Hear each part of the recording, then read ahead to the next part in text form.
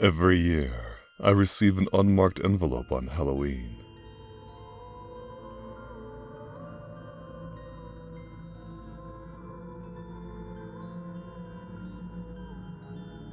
I can't stand Halloween.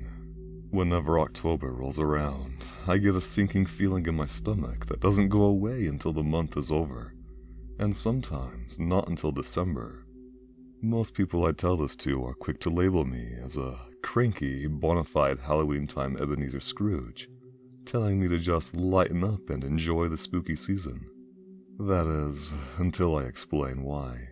When I reveal my reasoning as to why I can't stand the holiday, suddenly my disdain makes a lot more sense.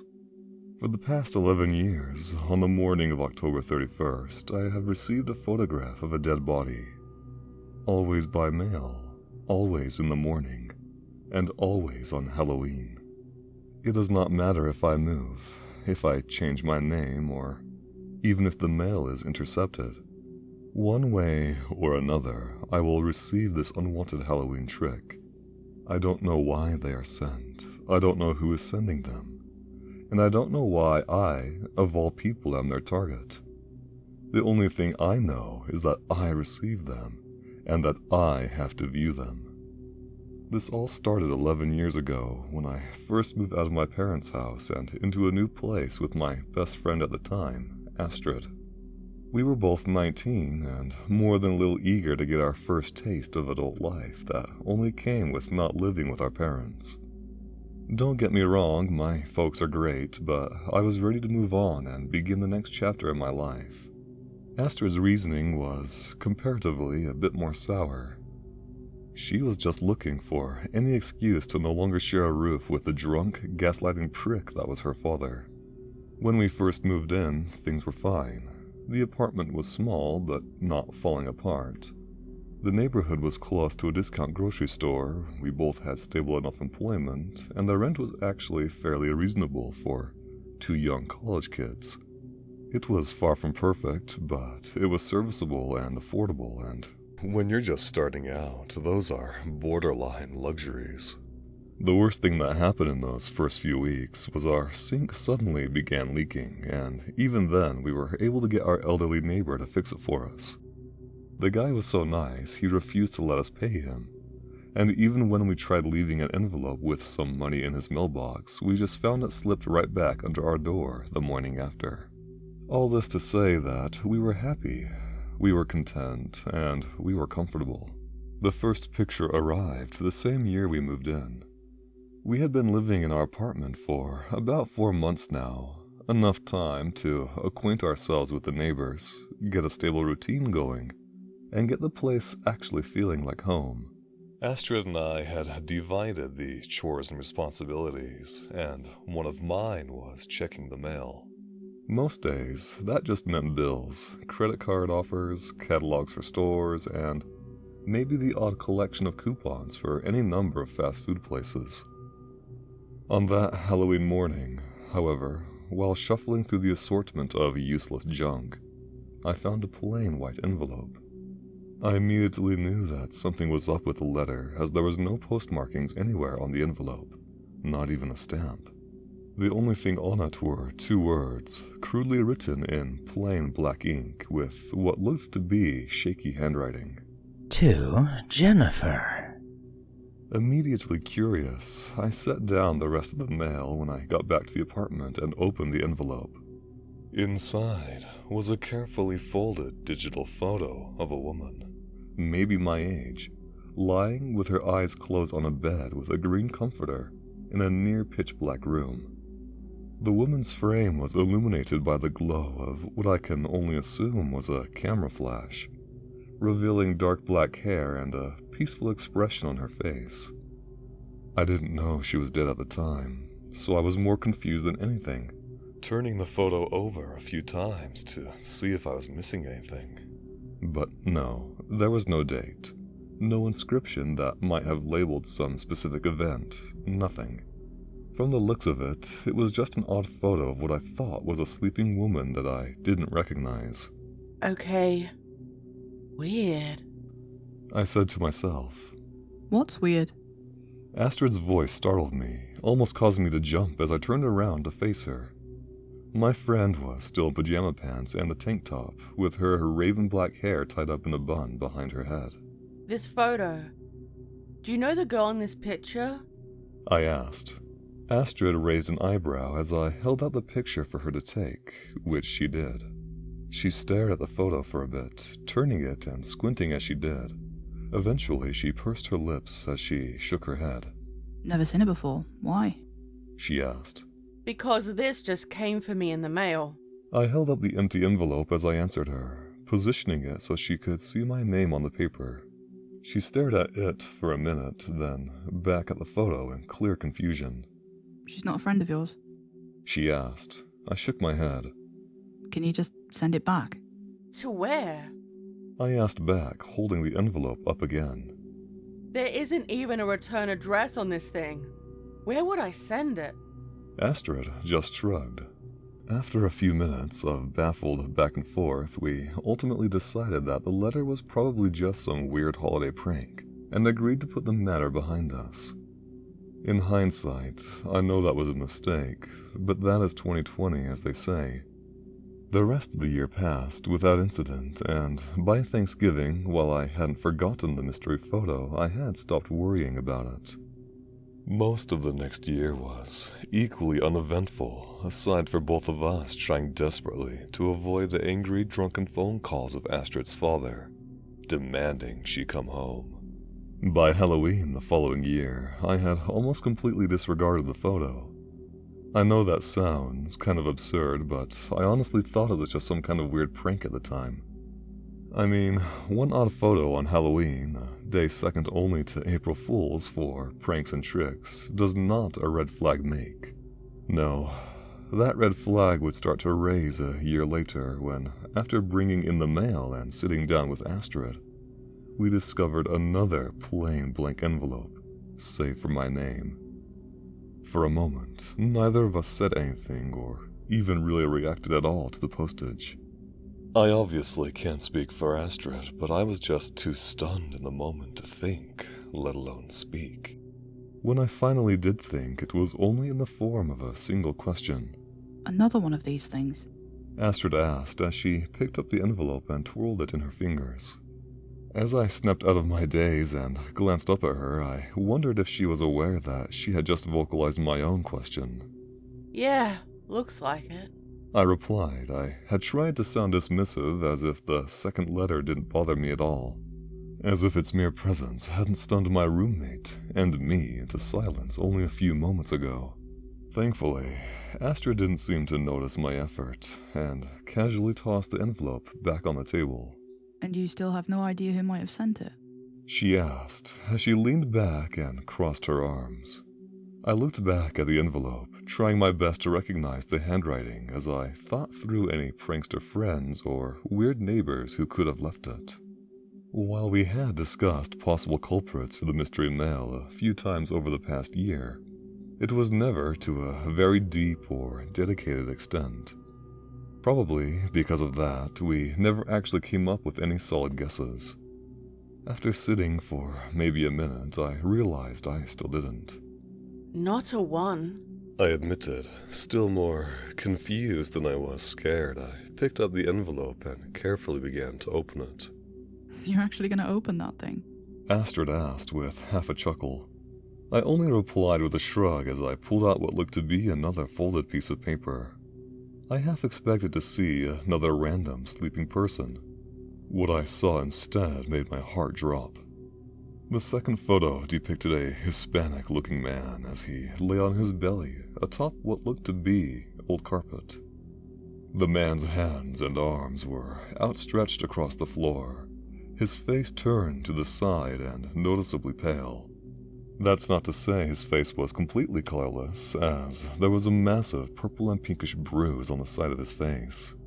Most alarming of all was what looked to be a crimson pool of blood under the man's head, and a dried stream of red dripping from his nose.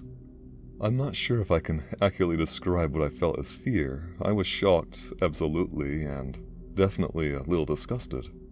I suppose the best way to describe my exact feeling in the moment is to say I felt threatened. Maybe that's why I reflexively threw the photo onto the table. Ew, ew, ew, what in God's name is that? I shrieked as I flailed my hands like they'd actually touched a stranger's viscera. The picture, as if it somehow knew I didn't want to see it, flipped in the air as it gently floated towards the table, landing face down as it came to a stop.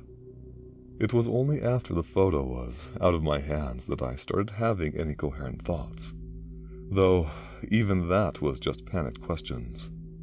Was the man dead? Why was he dead? Who had taken this picture? Was it legitimate or still a prank? Above all else, though, all I could muster in my head was, why? Seeing my undignified freakout, Astrid got a curious look in her eye and took the photo off the table, wincing and scrunching her face once she looked at it. Ugh, that's gnarly. She said in a disgusted tone. Gnarly. I asked, stupefied that she could be so calm. Astrid, is that a real dead body?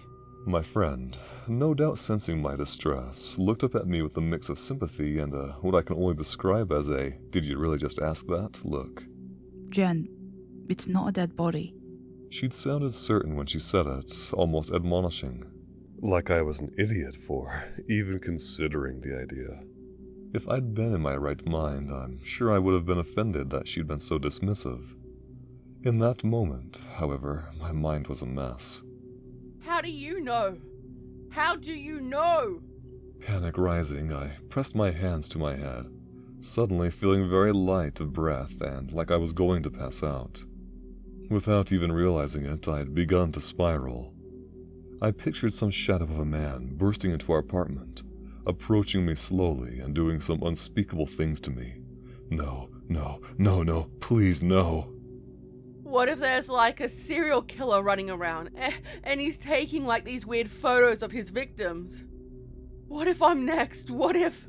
Suddenly, I felt one of my hands be gently pulled away from my head, a comforting warmth placed on top of it.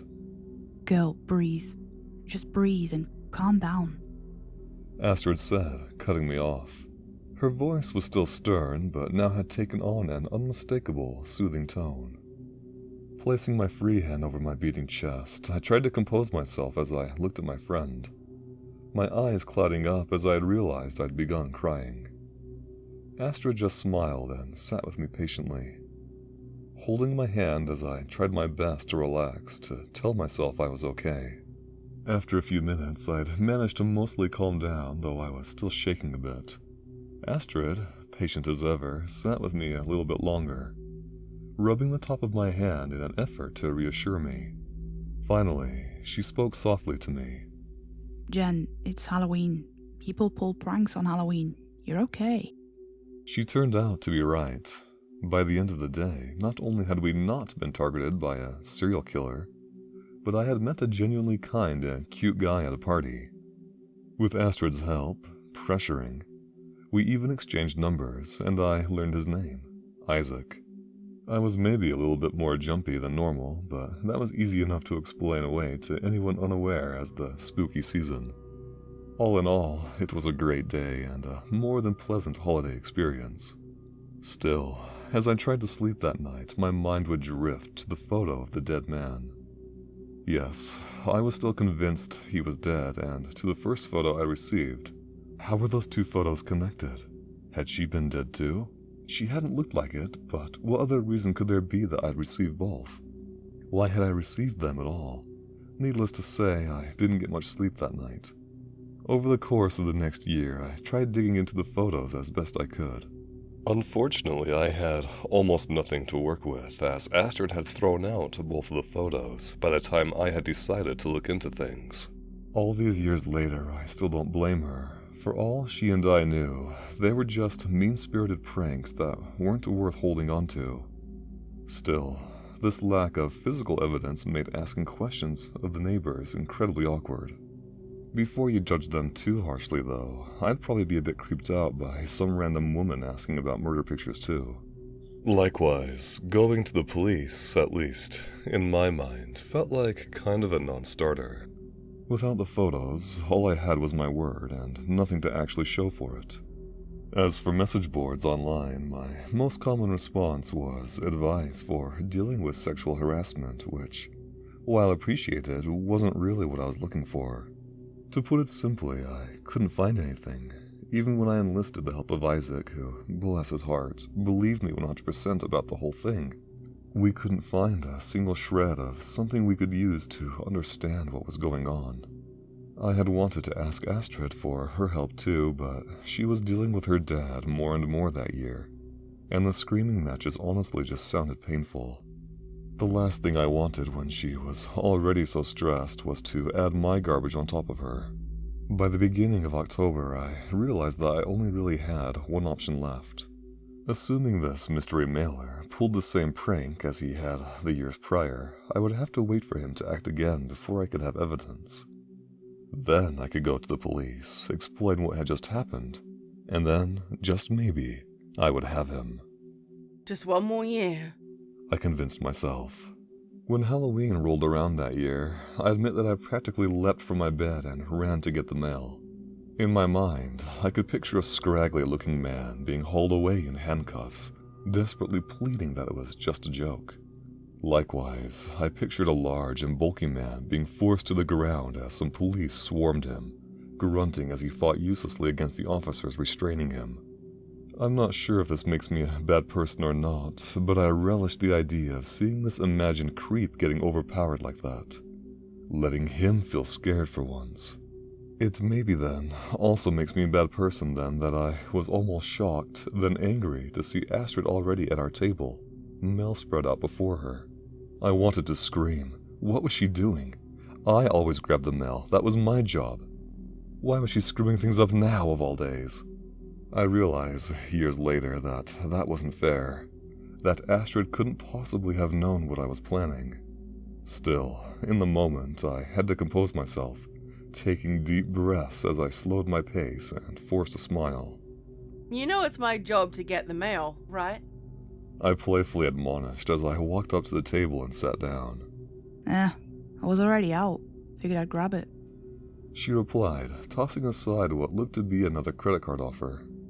Maybe I was just paranoid, but I had the distinct impression that she wasn't telling me something. Don't get me wrong, I had no reason to think that. My friend was acting and talking completely normal, right down to the bored expression and haphazard dismissal of any of the mail.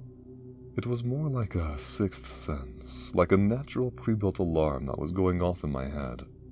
I didn't actually want to accuse her of anything though, so I tried to just let it go. Okay, anything for me? I asked, probably a little too eagerly. Thankfully, Astrid didn't seem to pick up on that and just shook her head as she looked at another piece of mail with disinterest. Nope. She replied. It felt like my heart stopped for a moment. No. What did she mean, no? No blank envelopes with my name on them? None at all? Not this year, babe. She was lying. She had to be. Why would this guy just suddenly stop? He wouldn't. He couldn't. Not when I had finally worked up the courage to do something. Astrid had to be lying, or maybe she had just missed it. Glancing at the table, I quickly scanned the discarded envelopes and papers for any sign of something with my name.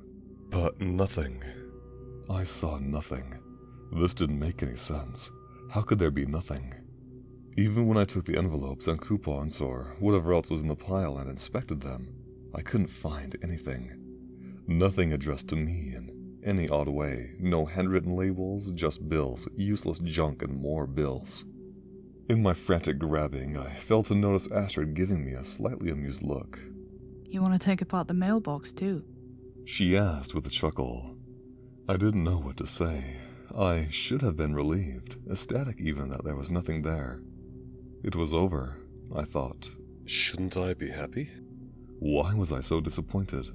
No, it's just weird that it stopped. I admitted, trying to save face. Even at the time, I thought that was strange that I described it as weird. Not getting a photo of a dead body was weird? How had I gotten so used to it in just 2 years? Was I really so eager to get the guy doing it in trouble that I was upset that I didn't get anything? What was wrong with me? Looking back, I know I was wrong. I should have pushed harder, grilled Astrid about what she had done. I should have kept asking questions or kept looking around. I should have kept digging. Maybe if I had, Astrid wouldn't have gone missing in November of that year. There was no warning, no letter, no talk, nothing. One day she just got up to go to work, and when I finally got home from my own job, she wasn't home. At first, I wasn't really worried. Astrid had always been more social than I was, so maybe she had just gone out with some other friends. So I waited for her to get home that night. Then I waited for a day. Then, by the following night, I tried calling her. Then I tried calling her again, and again, and again. Every time I would get a single ring, then a disconnect before the line went dead. Call me paranoid, but I knew something had happened. I wasn't sure if she was in danger or had been kidnapped, killed, whatever, but she was in danger. I knew it. I called our mutual friends to try and find her, see if any of them knew where she was. At one point, I was even so desperate that I tried calling her meat sack of a father. What does it matter? She's no good to me anymore, was all he said. My blood practically boiled at his response. No good to me, I thought. My best friend, his daughter, was missing, and he didn't even care in the slightest? I'd always known he was a garbage person, but this felt like an all-time low. I swear I could have throttled him if he were in the same room as me. As it was, I had to settle for calling the cops. I remember reading somewhere that you have to wait 48 hours to be taken seriously for reporting a missing person. Thankfully, that ended up being a myth, as after my call, cops were at my door within an hour. I won't go over everything they asked. Honestly, I can barely remember everything myself, just that they asked questions like where she worked, if this was her primary domicile, that sort of thing. I don't remember how long the questioning lasted, only that I was exhausted by the end of it. The police couldn't share everything they uncovered during their investigation, but from what they did, I got the impression that they were genuinely trying their best. For what it's worth, they did find out some good information. Namely that Astrid had arrived at her job the day that she went missing. But rather than driving home afterwards, she confided in her coworkers that she was going to pay a visit to her father's house. I wish I could say from there it was an open and shut case, but from what they were allowed to share with me, the cops told me that she was witnessed entering and, after about 45 minutes, leaving her father's home. They suspected she was on her way home, but needless to say, she never arrived. Worse than that, they never found her car. There was no sign of it on the roads that would have taken her home. Not parked, not wrecked, not even a broken off piece of it. It was like she just up and vanished into thin air. They checked her dad out, of course, but the lump hadn't been seen leaving his house until a good 10 hours after Astrid had left. Since that was more than enough time for her to have gotten home, and because the guy was a shut-in with almost no friends to speak of, he was dropped as a suspect. Honestly, part of me will always think that he had something to do with it, but I understand why the police dropped him. By February the next year, I had to move out of the apartment Astrid and I had shared. Rent was already a nightmare on its own, and it's even more so when you're suddenly paying for 2 people's worth. Isaac, God bless him, was kind enough to take me in. I was honestly more than fine with that. We'd been dating a little over a year by that point, and I really liked him. He stood by me every step of the way, and I must have apologized 1,000 times for being so obsessed with Astrid's case. He would always say the same thing in reply. She's your best friend, hon. You don't have to explain yourself to me.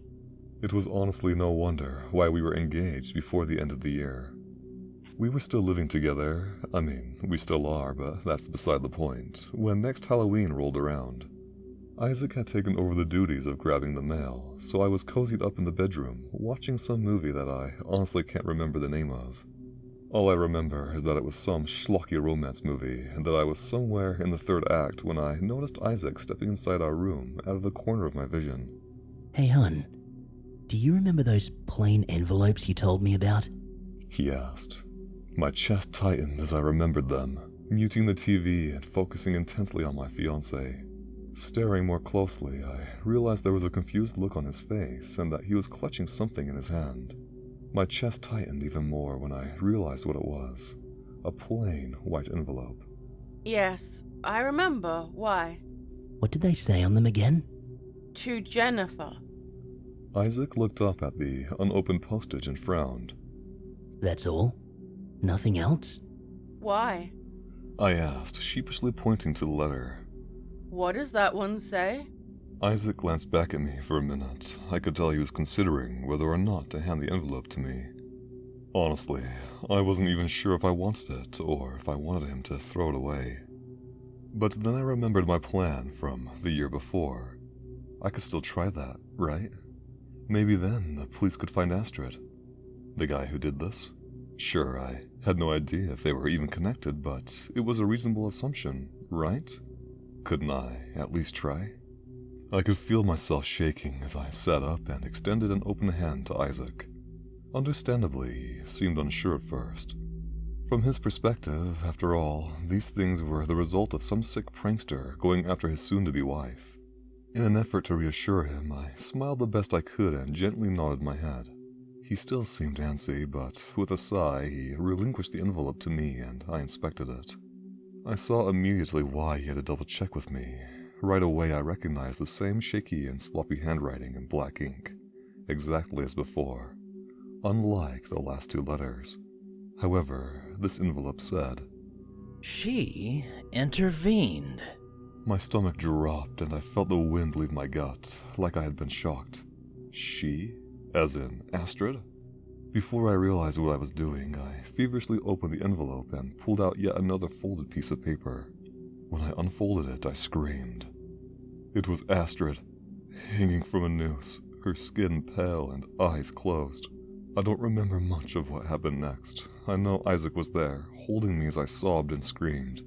He must have called the cops because they were swarming the apartment at some point. I'm sure they wanted to ask me questions, but I was pretty much inconsolable at that point. Isaac had to do most of the talking. Through the blur of events, I just imagined my friend screaming, crying, begging for her life. Had she suffered? Had she been aware when she died? Had she fought back? Could I have done anything more to help her? I just wanted answers. Why? Why me? Why her? Why? I don't know. I still don't know. I'm sorry, but I don't have any answers for you, for me, for the cops, no one. There were a few suspects, but they all fell apart for one reason or another. A coworker was seen driving the same way as her for a while, but he was dismissed thanks to his mom's eyewitness testimony. Her dad was a popular one, but he was pretty much sedentary, so he was out. They even considered me for a while. I think Isaac was more offended by that than I was. I was the closest person to her after all. Eventually, though, they realized I had no motive, and of course that it couldn't be me when another photo arrived the next year. And the year after that, and the one after that, and after.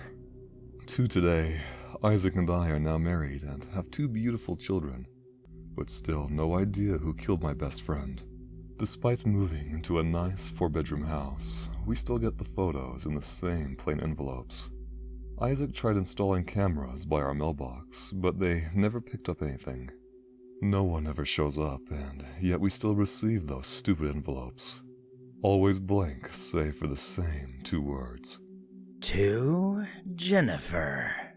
Every year. Same as always. Halloween is a few days away now, and against my husband's urging, I've decided I had enough. This year, I plan to sit and watch the mailbox all night. Maybe whoever's doing this knows how to avoid a camera, but he won't avoid me. I will see who is doing this, even if it kills me. I hope you guys enjoyed tonight's story. I want to thank Lady Spookaria, who voiced Jennifer, Midnight Creepypasta, who voiced Astrid, Enzo the Storyteller, who voiced the father, Dexter, who voiced the villain, and Creepy Oz from The Waking Hour, who voiced Isaac. All of those voice actors have narration YouTube channels of their own that I recommend checking out. And for those of you who may have recognized Creepy Oz, don't forget that he has a new YouTube channel named The Waking Hour. I also want to thank new technician 3118 who wrote the story. And, as always, Morgan Goodman for creating our intro music. So I have quite a few more of these big collab projects planned, and I'm running into a situation where I'm getting them lined up and planned at a much faster pace than I am actually getting them produced. I do think, though, because it has been just absolutely crazy trying to line these up, like it's way fun, absolutely enjoy doing it, don't ever plan on stopping. But we've done a lot lately, and I just don't think that's sustainable for me, unfortunately, because as you guys know, I don't use any AI at all. And I'm a bit of a stickler for trying to ensure that everything on here is authentic. Bearing that in mind, I might start doing a few more stories where it's just myself talking, just because they're a lot easier to do. There's a lot less coordination that has to go on behind the scenes. But despite that, I still think it would be fun to do at least one big collab project a month where I bring on different voice actors from different channels. A lot of times they'll be new, sometimes they'll be people who reoccur, and it'll be fun either way. For those of you who may not have seen my post earlier, I've hired a new animator from Tabletop Animations to create some new visuals I'm planning on using on this channel. It'll be a minute until he's done with that, but I'm pretty excited for that to play out.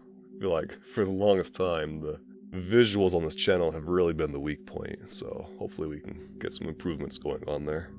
Let me know, though, what you guys would like to hear more or less of on this channel, whether that be different story categories, different background music, or anything like that. That's all helpful for me to know.